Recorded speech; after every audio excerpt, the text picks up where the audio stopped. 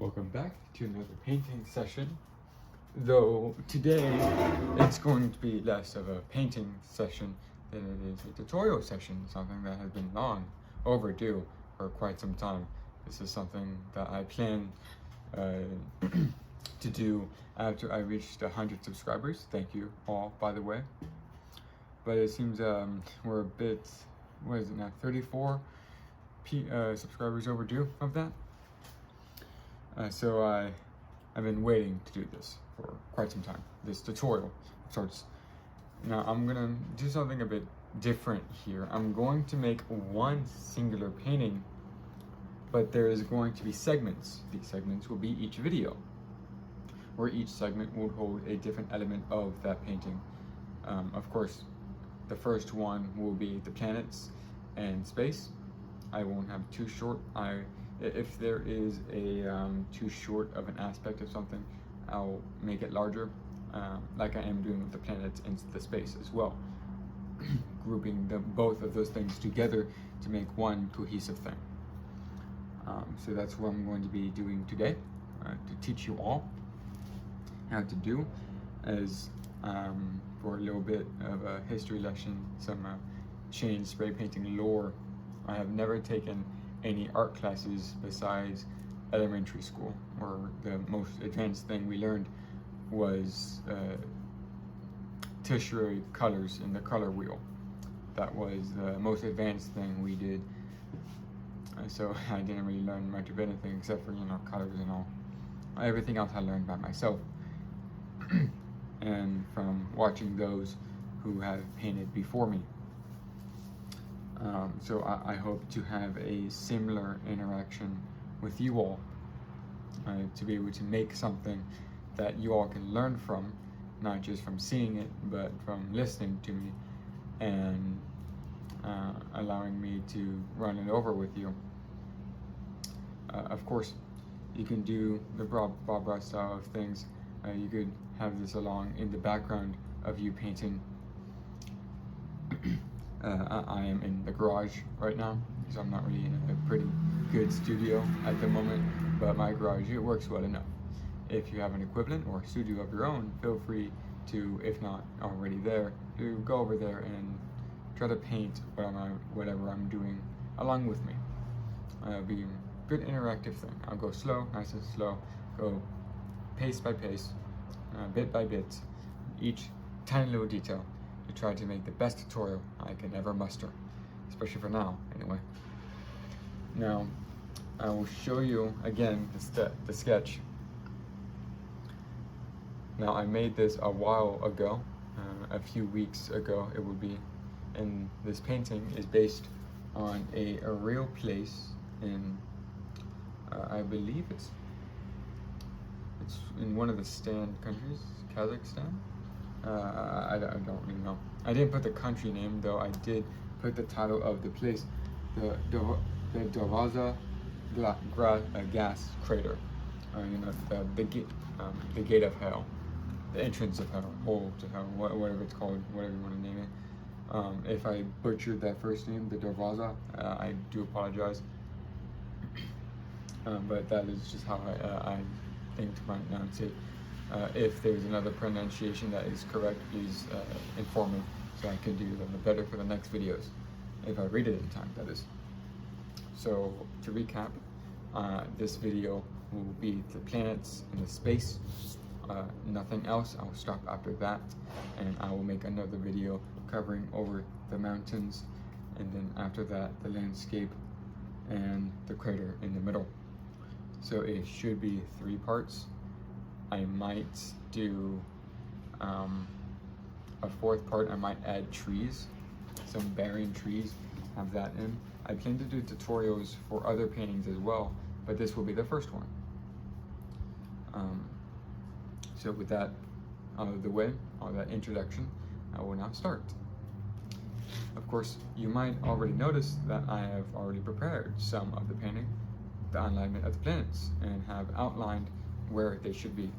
How this is done is, of course, I could go more in depth in a later video of how I make the stencils, but long story short, I take a piece of scrap paper or a painting that I have trashed and cut it out with a cutting compass, and I just get a circle. If I don't do it that well, then I sand over the edges. If it's a bit too far gone, I either make a smaller piece out of it or scrap it all together. But this is usually what comes at the end of it. I attach some tape to it. I have the tape and then I bend it here to have this little flap here. This will be used as a handle to lift up, so I don't have to lift the sides, as that would mean most likely scraping along with the paint next to it. I don't want to deal with that. It's easier if it's on the side, but those that are on the inside of the painting be a bit difficult if this wasn't here. It also has better leverage overall. And you might notice that these are past paintings. There's also a bit of scratches here, peels. I talked about peels as the video and the tutorial progresses. One more thing, if my voice is a bit quiet, that is because I do not have the microphone at the minute, as I forgot to charge it. But I believe that my phone will be adequate enough for me to speak how I am. And I think I'm speaking quite clearly. Hopefully the phone can pick it up. So I'll put these back down. So maybe I shouldn't have done this off camera, but what I did before I turned on my phone was I placed these down like they are as seen. I take some paint, it doesn't really matter, but I usually like to have a darker color so it contrasts a bit better. In this instance with cinnamon orange, go around, cover all of the sides, lift to show where they are, and there. See, easy peasy. So once you have that done, then you can then focus on your newspaper. You usually like to do this beforehand, as to not, waste time. Though you can do it right after you get the paint down, but that'll allow it to dry, unless you want a dry peel, which usually isn't the best case scenario. You would want a newspaper, plastic, whatever you use, to apply on there to peel off paint. So I will bring my newspaper storage here. This is what my newspaper stock looks like. A lot of newspaper. Dry newspaper. That's what I prefer, and that's what I advise you have as well, as it allows for crisper patterns and textures, something to be more defined. If it is moist outside, then it will become soft. Unless you want a very soft texture, then I advise you have a crisp, dry newspaper. Something that you get in the Daily Mail will do. Comic strips without glossed on will do just fine. Glossed newspaper do well for flat peeling. What I mean by that is putting this down, tap it, and then lift off. That's good, with textureless peeling. But dry newspaper is your go-to if you plan to do any sort of texture peeling. This is what I'm talking about. See, there's some gloss to it. This doesn't have a lot of texture to it, or a lot of nuanced texture. It does big creases, not small ones. If that is what you're going for in your planet, then so be it. Everyone paints in their own fashion, me included. I do not plan to force upon you all my style of painting. It is simply the things that I am accustomed to and believe is a bit easier and makes a slightly better painting than other types. I know some techniques are better for certain things. I just like to use dry newspaper for these things. I've tried plastic, I've tried others, I've tried the gloss, and I just melted with these. So as you can see from the sketch, well, you can't really see much. There's lines coming in like these. That means I'm going to make a texture like Saturn, Jupiter, Venus, that sort of thing. Sort of sliding texture. Let's see that here.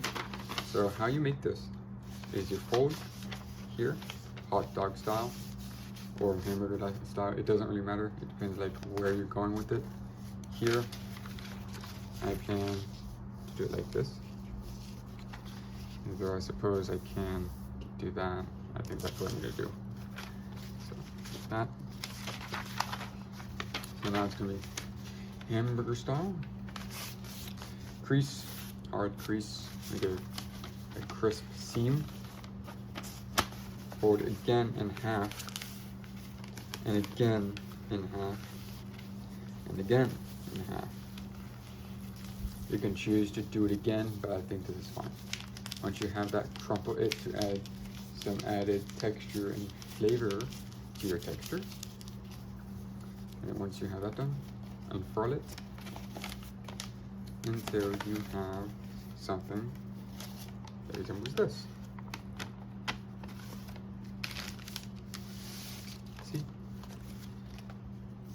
Now, I will do the same with the other newspapers. And as I do this, watch closely as I do it. If you did not catch the first time, this is your chance to learn more. There we go.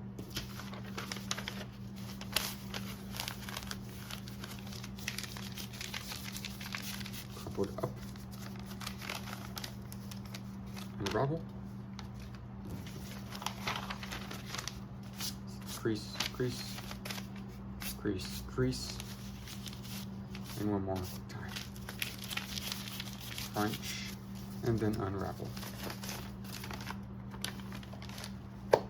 See? And I have these over as I won't want these to cover up my spray paints. I will move these over to my right, along with, no, not, but I'll keep it like here. There you go. Another thing you have to take into account is the colors you will be using. Here I'll be fitting the theme of a hellish landscape, so red and oranges. I won't be using yellows that much, it will just be yellow and orange. I do have neon here that I plan to use to its fullest extent. I've used neon before, though it is a recent thing. It can be activated by any black light or UV light. This just so happens to be a very cheap and common pest urine detector. Very cheap, inexpensive, very common in stores. I plan to get a lot of neon in here. Now, as for colors, this is what it looks like. I just get normal Rust-Oleum. Now, if you do Rust-Oleum, then this is what you need to look out for. You need Painter's Touch, 2 times Ultra Cover, Paint and Primer goes with it. But the most important thing is to double cover this. 2 times also counts. These things are the same, but look for this. Okay? It doesn't really matter if you go satin or gloss. I prefer gloss, though if like this doesn't come in gloss and I can only get in satin, then I'll get that. Because if I want something gloss, I could just have a gloss coat over it. And you might notice most of these cans have some dustings of another color, or over the same color. That's because it has been contaminated with it being in close proximity to paint. So don't worry about that. This doesn't really change much, except for like presentation. This just looks nicer as a can than this.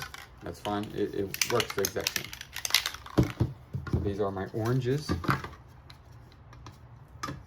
It doesn't say the name outright, but this is Gloss Real Orange, Rustic Orange, and Cinnamon Orange. I have over here for tint and shade, almond, tan, and ivory tan. Along with, for the shade, dark walnut. Of course, neon and gloss tops. And let's not forget, good old can, dark pepper.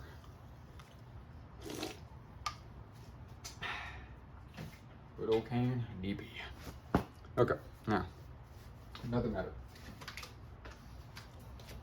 Protection from the awful fumes of spray painting. You do not want this on your hands or in your lungs. It's not the best. Though it will be quite rare if you have spray painting poisoning, unless you are huffing the stuff, which I advise you not to do. But still, this helps to block or to filter any spray painting fume that might be in your direction, or if there's stagnant air that will stay around you like a poison cloud. So before painting, always put one on. Of course, my voice is very muffled by this, so if I have to talk, I'll simply put it down. And one more thing, I mentioned before, you do not want spray paint on your hands. That's why you get gloves. Always wear gloves when dealing with spray painting on your hands, like flicking, that we will get to later. This is something you really do not want on your hands, because it is very, very difficult to get off without certain chemicals, like acetone, which you also do not really want on your hands, not on your skin. Nails, sure, but you don't really particularly want it absorbing much into your skin. But acetone works to like brush off and to get the paint off. Nail polish remover helps a lot, especially for brushes and for caps and for painting yourself. But the best case scenario is to use prevention. These gloves is the best way to prevent yourself from being, spray painted yourself. So with that protection out of the way, I believe it is time to get to the real paint making. And I do apologize if you hear something in the background. That's just a car being revved up or having the engine on. So I start with the darker colors first to have that bottom coat, because with planets you'll learn soon that it's all about the layering and all about the colors you use for that layering. So I get this in, and the cap is not working. Where did I put this? It's in the trash there, and let me get another one.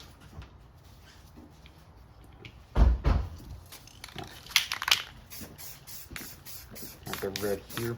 I'm not going to do all of them at the same time. I will give it time to wait, as if I do all of them and I just do all of them at the same time, but still have the texture individually, then eventually I will have a very hard time during the end stages of them drying up and having a dry peel, something that you really don't want, because if you have a dry peel, it's very likely that the newspaper will peel into the canvas or whatever you're working on. In this case, just gloss paper.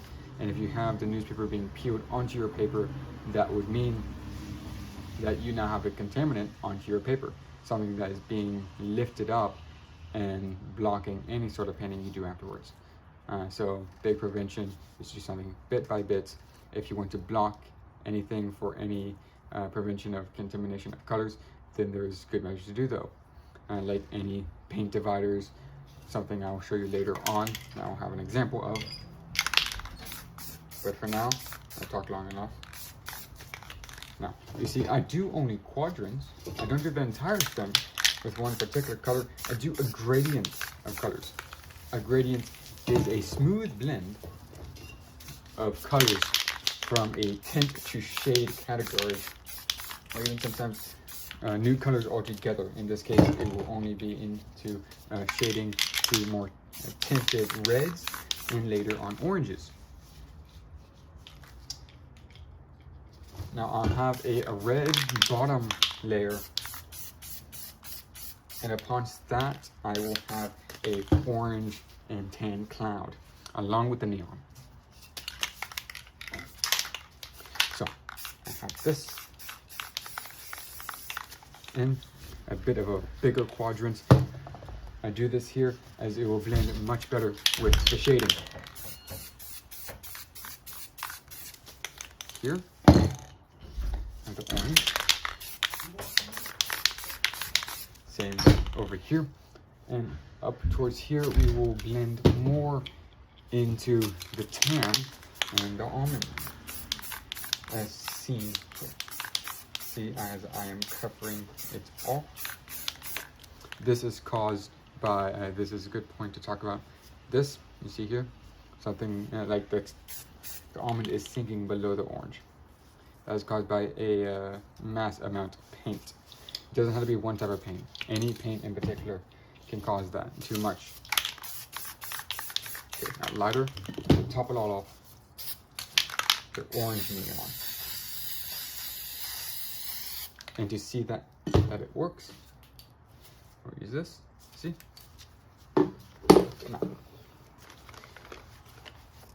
Now for this, I have had a change of heart on a texture. I'll be doing. I won't be doing any of the sliding motions, but rather I'll be making clouds, just like so. See? I'll be making this. Now I will test. Oh, bien, très bien. It's good. See how, hopefully it's picking up on the camera. You see how the orange glows very well in contrast to everything else, making it pop. You really want that when it comes to this. When it comes to the neon, you want it to pop very well in particular areas, something like this. Now, leave this to the side. You see good colors. This was on top of the red. Now we have peeled the orange and tan off to reveal the red underneath. And anything that it did not peel is left alone. Like the stuff that was on top, the almond, tan, and the neon. So I'll put this over here. Now, like I was saying earlier, the prevention of contaminants of colors. Let me get my barrier.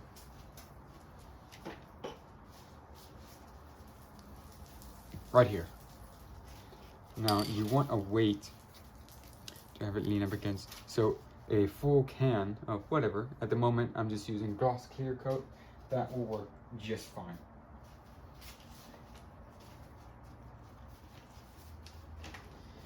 Now, give me a moment as I just crumple this up, throw it into the trash bin. There we go. Okay, now we're back to this. You might have noticed that I only have one cap for a particular line or column of paint. And that is to conserve spray caps. This is something I heavily advise each and every one of you to do. Conserve all your caps. Do not use a lot of them, as this is something that will be used up a lot. They will clog.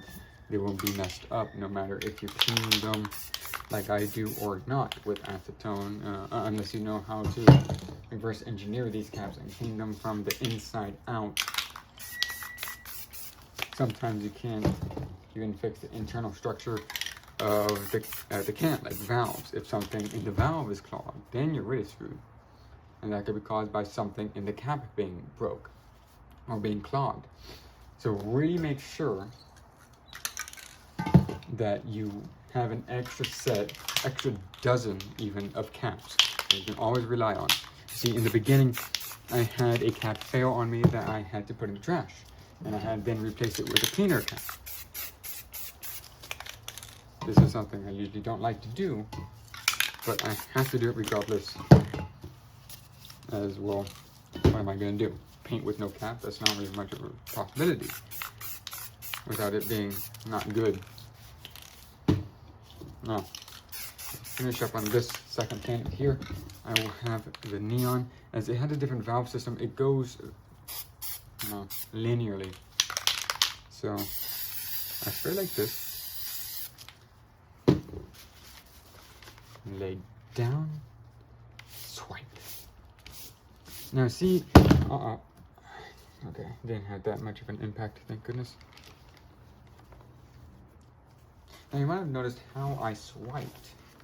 It was a motion, not straight, curved, and that is especially here on some of these, it is very evident that I did such a thing. It is to have more of a character and depth, if you will. It makes it more spherical than it does circular. One of the things that, if done right, which I could do a bit better of, then it will make your paintings much more vivid and much more realistic.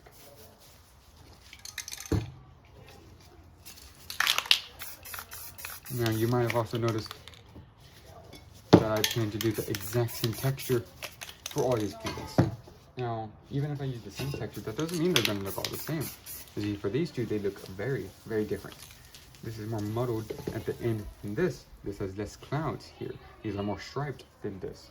These parted clouds on the first planet. And something wonderful about this type of painting is the randomness, the chaos of this type of painting. You never really know what's going to happen.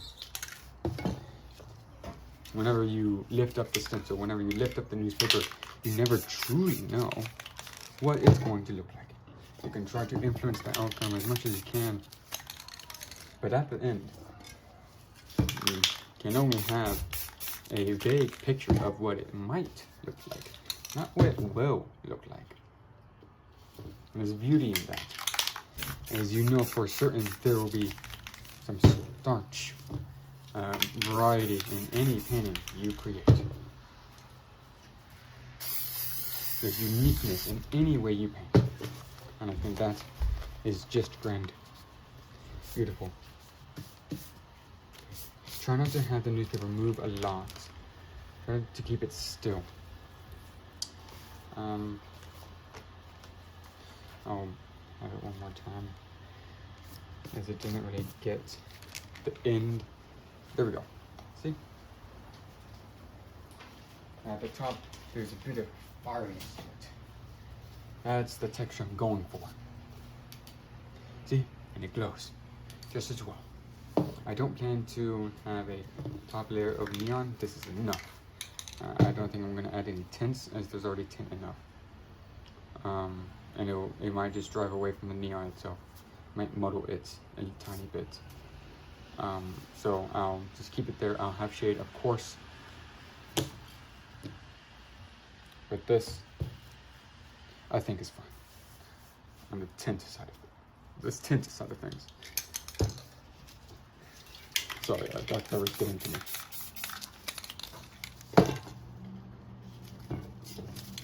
Now you also might notice, if you're a keen observer, how I am painting. I'm not doing straight focused lines. I am just slightly squeezing on the cap a tiny bit to get little spritzes out. This not only helps to limit the amount of paint, to reduce overpainting, puddling is another term for it, and it helps to conserve my caps. Too much paint flow will increase the chance of clogging, with my experience anyway. So I'm going to use a little bit. Just a touch of paint is enough. That little touch of paint goes a long, long way. More than you could ever imagine. Even from me. Neon afterwards. And let's get the newspaper going. Newspaper on and off. Great. Okay. Now, I'll take this off. Lay it down on the side right here so you can see what this looks like. There's no more paint divider. Oh, and one more thing, try not to have anything above this.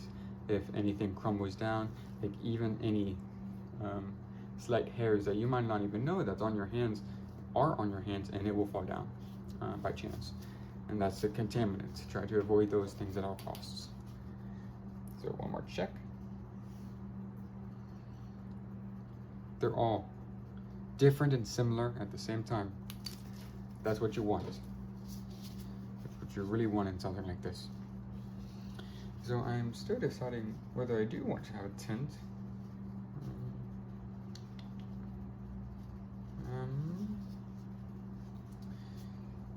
Let me see the color of this.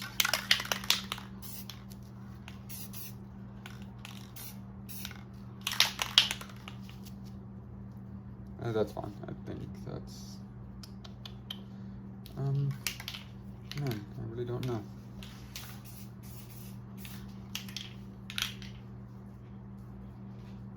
Because giving it a tint does make it pop, but I think the neon will do it itself.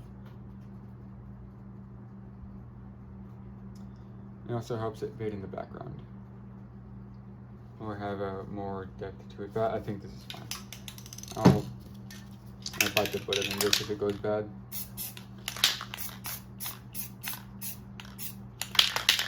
Okay, time to shade. Especially with shading, you do not want to hard apply it. This is really the last thing you really ever want to do. Now this dark walnut pen is close to its last spray, so I will be giving it its last operation here. A little bit more, and the outreaches. Good. You see, as it fades in, there's more condensity in here than it is over there. That's good. It's also where I paint. It is an angle.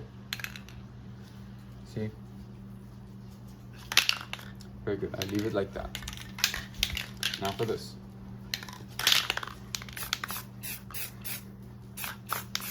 See the angle?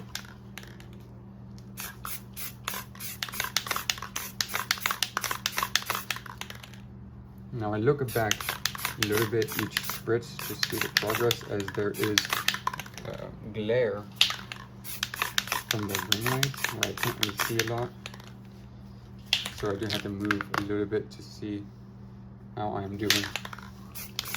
Now, double coverage can last a very, very long time, so they are a very, very worthwhile investment for long-term painting like I have been doing. Okay, now there's a little bit of glob there, so we have to cover it up or make it blend in with other bits around it. There we go. It's good.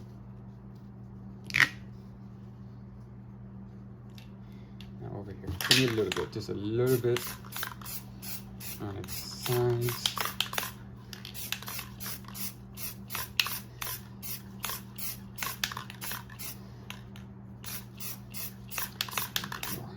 There we go. That looks divine. I love that. It's been a while since I've been able to do shading this well, as it's very common to have, see, I have like little spots there, and that's be better if I have it there. Okay, this is a good example. You see, I didn't do anything crazy. I just sprayed normally. But you see there's dots here, but it's with my angle where I was able to subvert that. See, most of them are across this line than over here. That's what I was able to do. Now I look closely to see, yeah, there's a few dots, but you have to look close to see them. You really do. There's one big one over there. That's fine. Like I said, you really do have to look at it. You have to study it to like really know what's going on there. So one thing you can do for drying is to either have it stay still, or to have a clear coat over it. Clear coats help for it to look nicer immediately, and for it to dry or to freeze a bit better in certain conditions.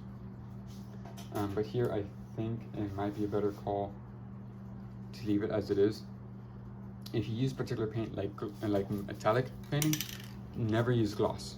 If you use a gloss, it will substantially diminish the effects of metallic paint. Neon is not like that. Neon will stay the exact same, still receive the UV rays even through gloss, as it is clear. Metallic is a bit different, it gets diluted. That's my understanding of it anyways. So one final pass. See, it goes very, very well.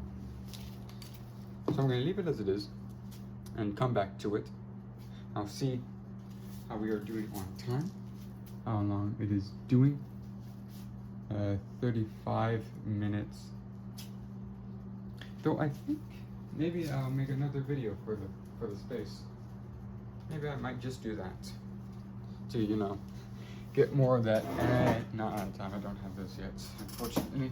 More of those video times too, as I will be going on vacation soon. Again, I'm sorry, and I won't be making. I won't be able to make paintings for an entire week. So I would like to have backups, and the best way to do that is to make more paintings, or more videos rather. So I might end it here, and I don't want a long tutorial for each one. So y'all could just learn this. I'll watch the next one. I know it might be a bummer for you, but it is what it is. I think it's a good idea, and I'm making the tutorial. I say what we're doing, by golly. Sometimes, you know, I just wish I could swear, but I can't, because I don't want to take that risk. Not yet, anyways. Yeah, I'll just let it sit, and then make another video about it.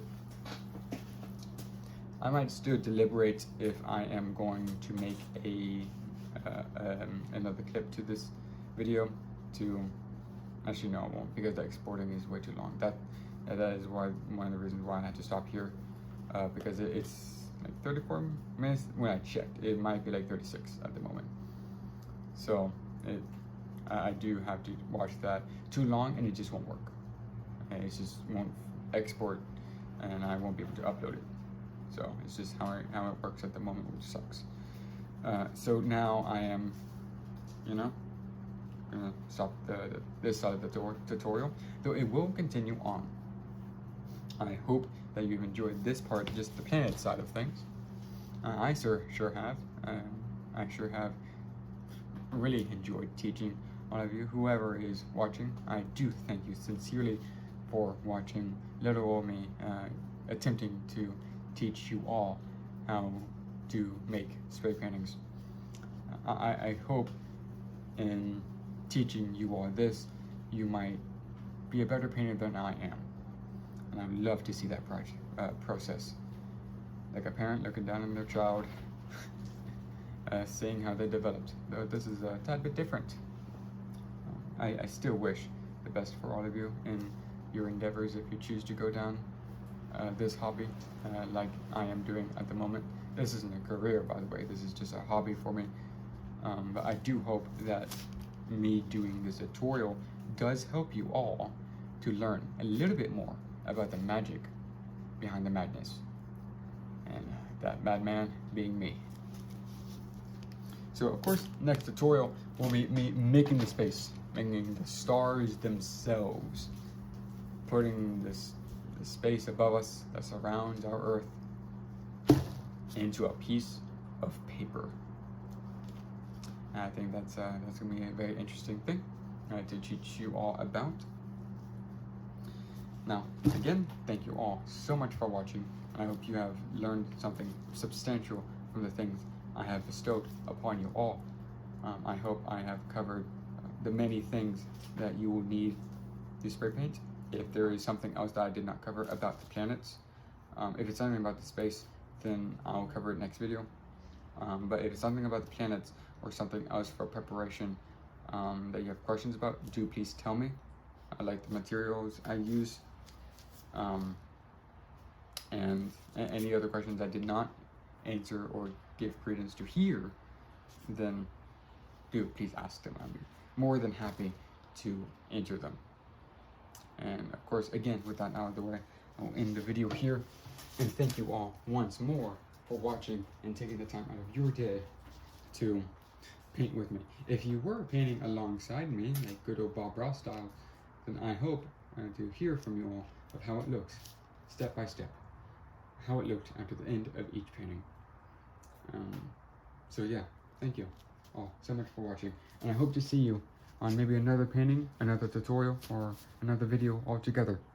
And until that time, good night, everyone, and thank you. And again, goodbye.